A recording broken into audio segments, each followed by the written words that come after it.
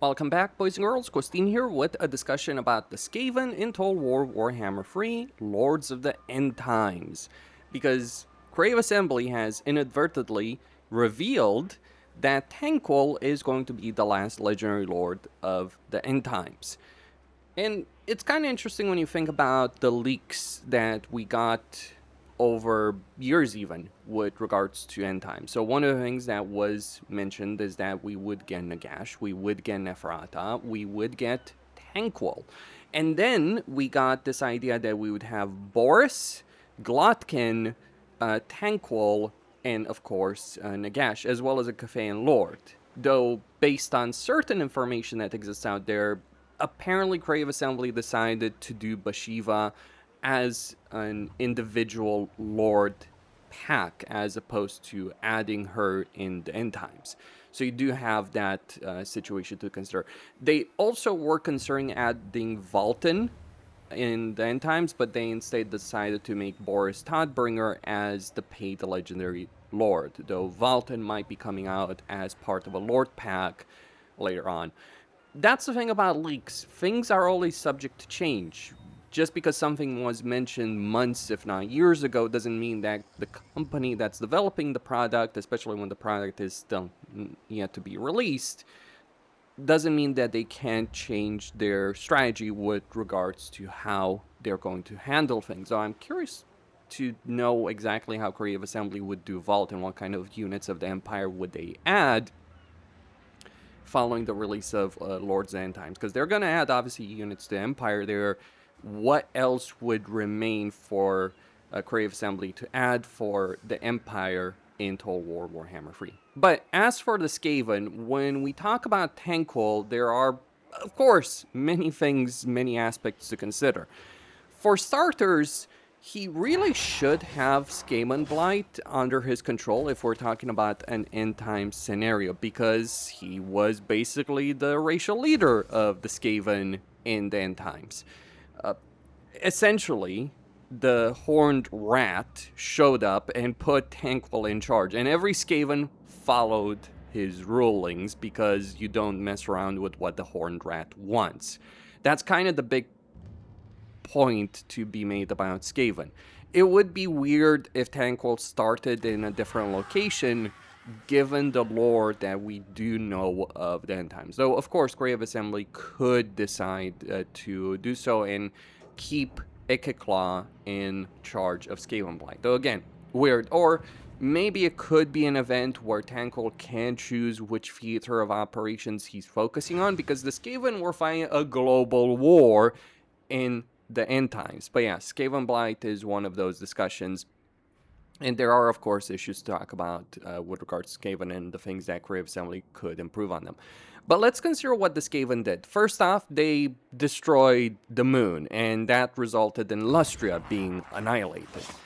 So that is one of the end time events that is going to happen. Like, we know that they showed in their trailer for Lords End Times, or one of their discussion videos on End Times, that Lustria would be obliterated, or it would change its terrain. Then there's also discussions about, like, Ulfwan falling into the sea because of the events of the End Times, etc., etc. So you do have those kind of things that can happen and likely will happen in End Times. And this brings me to theater of operations where Skaven were active and where Thanquol might play a role, or you might get a choice. Like, you look at campaigns like Aceland, for instance, he gets a choice like, okay, where do I want to go first, really, because of the sea lanes he has. And maybe Thanquol could have a campaign similar to that, where he has a central hub like Aceland does for, recruitment purposes and economic purposes, but then he can go around the world and support Skaven or take charge of Skaven in terms of different theaters. So you have the Lustria situation where Skaven fought against the Lizardmen and pretty much lost until they destroyed the moon, and then that caused the Lizardmen to just basically be like, okay, we're out. Mazdamundi died heroically, saving what remained of the world. But yeah, the Lizardmen were just like kind of done with the whole thing and just took off on their ships. Because yes, the Lizardmen do have spaceships. Secondly, the Skaven did take over Tylea, and I'm guessing implicitly Estalia, but really the focus was in Tylea. Some major battles were taking place over there. Then they invaded the Empire as well, played a major role in the fall of the Empire or significant portions of the Empire. On top of that, when Nagash moved the Black Pyramid into Sylvania, I believe it was, they also, Ikiclaw specifically, destroyed the Black Pyramid. They took out Karak-Kadrin, they laid siege to Karazakarak, and then you had the showdown in Karak 8 Peaks between Skaven, dwarves, dwarves, and greenskins. And yes, the Skaven did win. So there's various opportunities there in terms of how Creative Assembly could do things, and of course you also have to consider, you know, potentially Cafe as well as another theater of operation. So basically any location where Skaven are already playing a role in, like you look at Queek, you look at Snitch, you look at Hellpit, then you do have these kind of theaters where Skaven did pretty much unify as a race and did fight against virtually everyone in the Order Tide. And honestly, as much as a discussion can be made about Archon being the Lord of the End Times, it was really the Skaven under Thanquol that succeeded in that specific role. So we do have to talk about the kind of changes that should be made with Skaven. One of the things I think would really fit the Skaven, given End Times, would be some ability to confederate across the entire race. Because right now, yes, individual Skaven legendary lords, like you look at Queek, you look at Ikiclaw, you look at Frot, individually they can be very strong, but the one problem Skaven do have is the distance between legendary lords, and the fact that they used regular confederation. If they had a system of guaranteed confederation across the world, I think that would fit Skaven very well, because, spoiler alert, they invented some kind of radio and End Times and use that to coordinate their wars across the world. And yes, billions of Skaven fighting across the world, and maybe that is one of the things that should be talked with regards to Skaven. See, when we play the Skaven right now in Warhammer 3, we do have a lot of these like chaff units, but because of the limitations on how many units you can have in an army, you kind of end up in the situation where you're not really playing the Vermintide. You're more so playing the elite Skaven army. So you're getting things like gunpowder units, you're getting flamethrowers, you're getting rattling guns if you want to, you're getting gutter runners, night runners, all that. But you're not really utilizing masses of Skaven slaves and clan rats because it's just not worth it. One of the things Creative Assembly could do with regards to that is allow Skaven armies to have an additional army purely made up of clan rats and Skaven slaves, similar to how Greenskin was work. But in the case of the Skaven, as opposed to just a bunch of units that the game generates for you, it would be units you recruit, because clan rats and Skaven slaves are cheap, and you can use those, especially when you consider that they have expendable.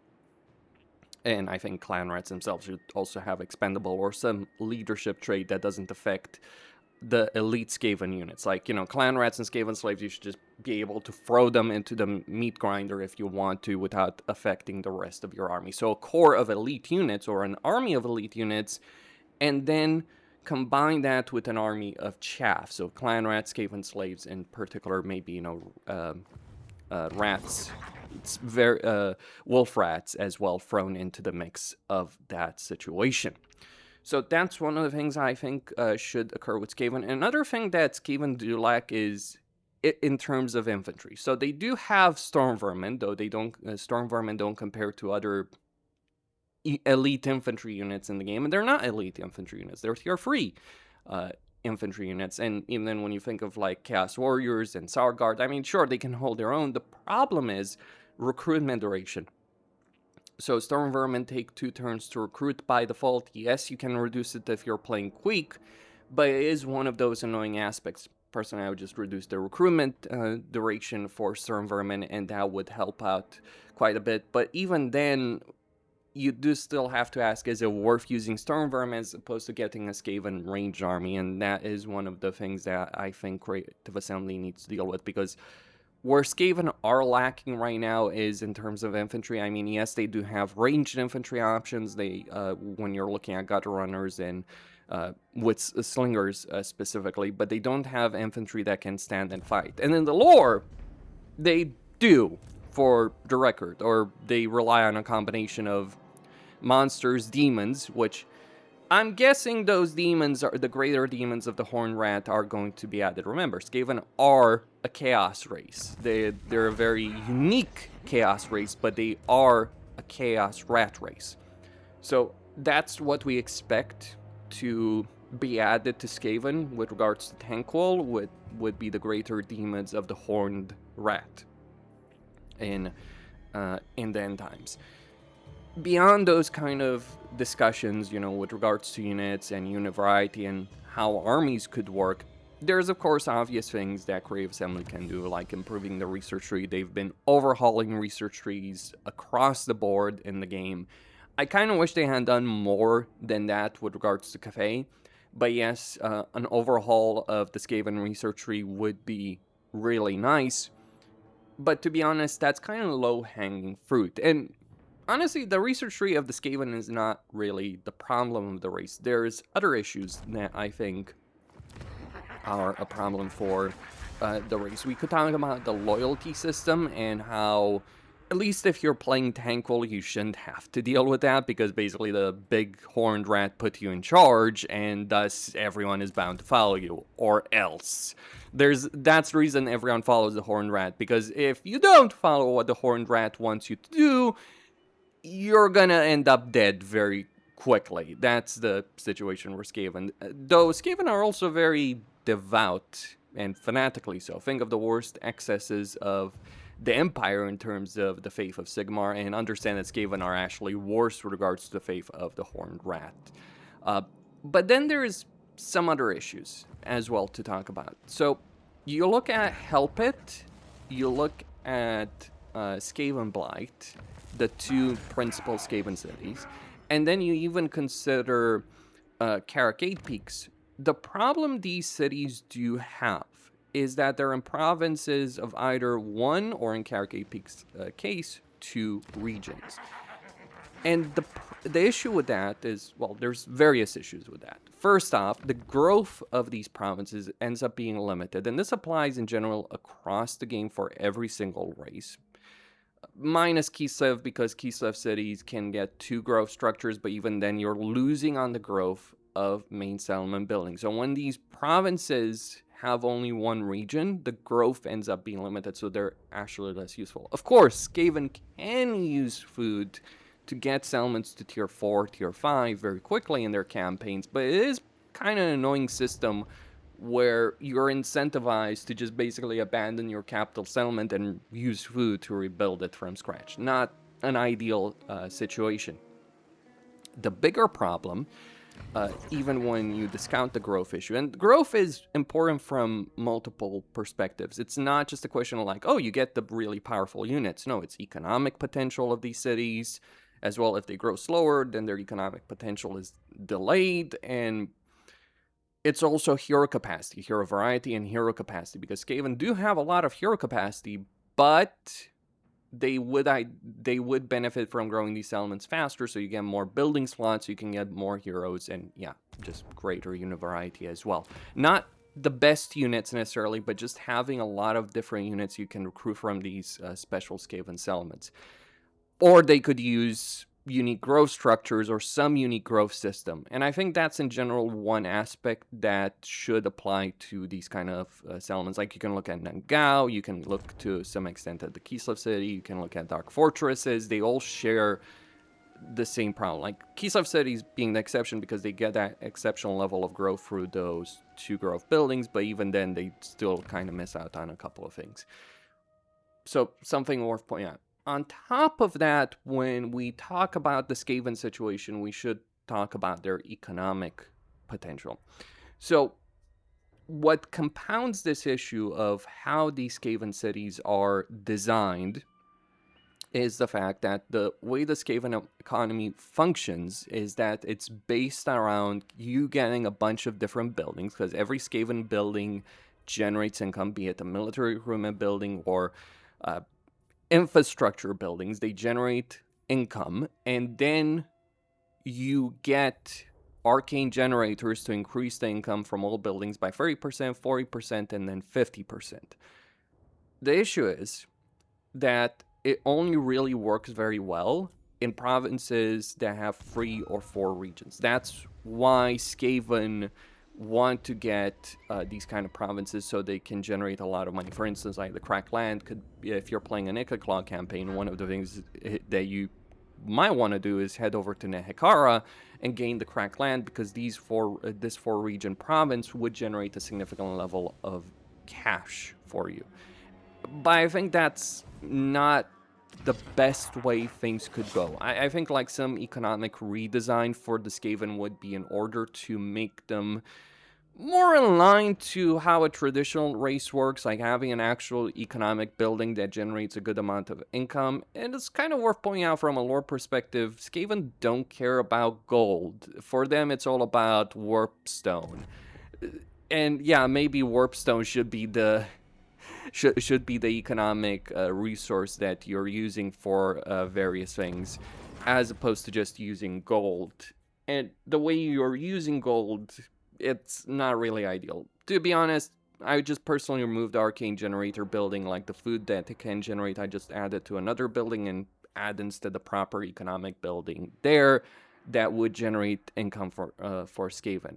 Or, at the very least, for the special Skaven cities, so you're looking at Caracate Peak, Skaven Blight, and Help It, I would at least give those landmarks so that they can generate a good amount of money in themselves. I mean, to be fair, when you do look at Caracate Peaks, it does have an economic building that does generate money, though maybe, could be a bit more.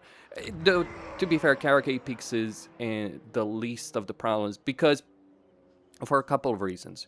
One, it does have those economic buildings. 2, it has a food building that's also a growth building, so it does have that resource. And 3, it has 2 regions. So 2 regions is not ideal, even so, though it is better than just 1 region. You are going to get extra growth. Like, out of these special Skaven cities, Caracate Peaks is in the best situation, and maybe it really shouldn't be. Like, Skaven Blight should be the center of the Skaven, and there is also a discussion that maybe no Skaven legendary lord should control it, except, maybe Thanquol.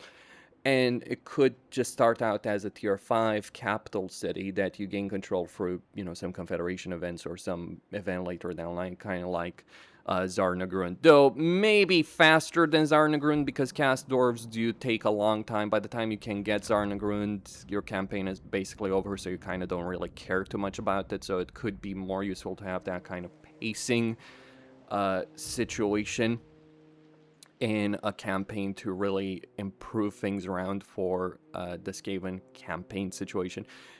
The big question mark I have with Lords of End Times is like, okay, they are talking a lot about these end time events, Vermintide, Castide, etc., or updating the Vermintide and, the Destruction of Lustria, etc., but what I do really wonder about is whether or not Creative Assembly is going to improve really the inverted difficulty curve of the game. Because right now, the principal challenge of a campaign is in the early game, and later on it just kind of falls down the wayside. And that's always been the case, by the way. Even in Warhammer 1 or Warhammer 2 with those endgame crises, we had, Immortal Empires of Chaos.